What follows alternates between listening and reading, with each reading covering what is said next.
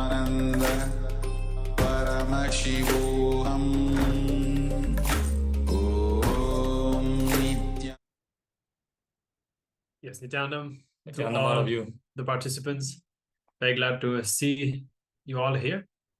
And we hope that you enjoyed today's Nityananda yoga session and the first session that we just had.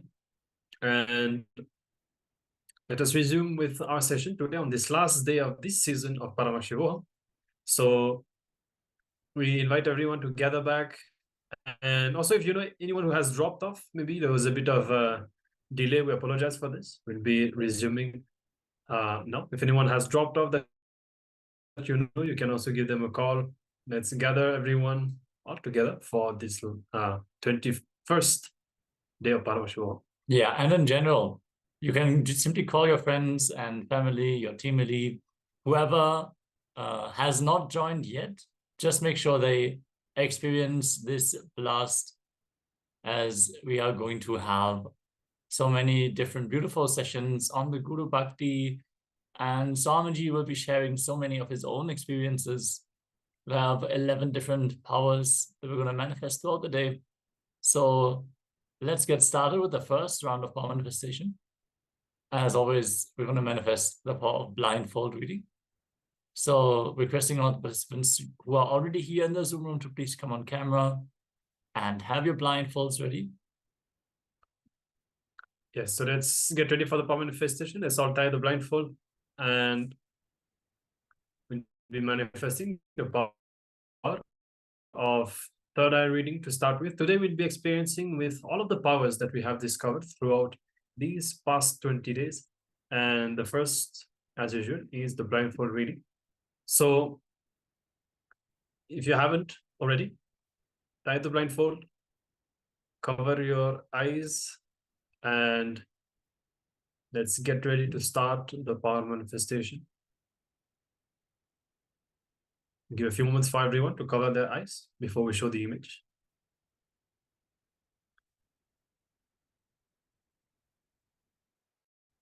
And when you are ready, connect with Swamiji. Be in the space of oneness with Swamiji. And bring your awareness to the third eye.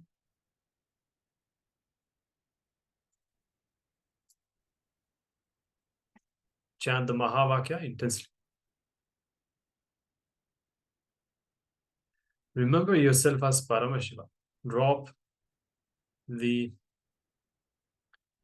belief, the image that you have about yourself. You are Paramashiva. From that space of Paramashivoham, the space of oneness with Swamiji, let's manifest the power of seeing through the third eye. So we hope that you're all ready. We'll be showing the image on the screen now.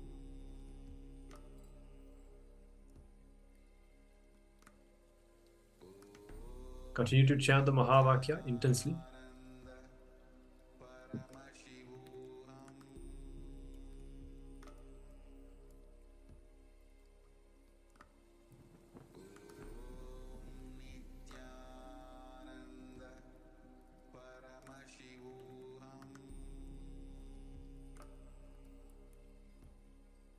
Yes, so the image is now shown on the screen. Let's begin the power manifestation. Paramashivoham.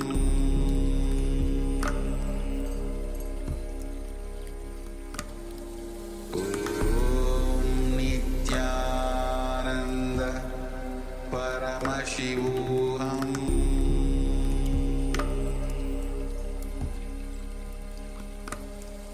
Om Nityananda Paramashivoham.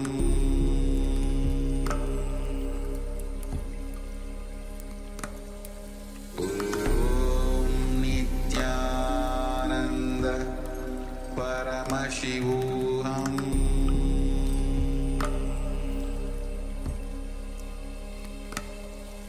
Om Nityananda Paramashivoham.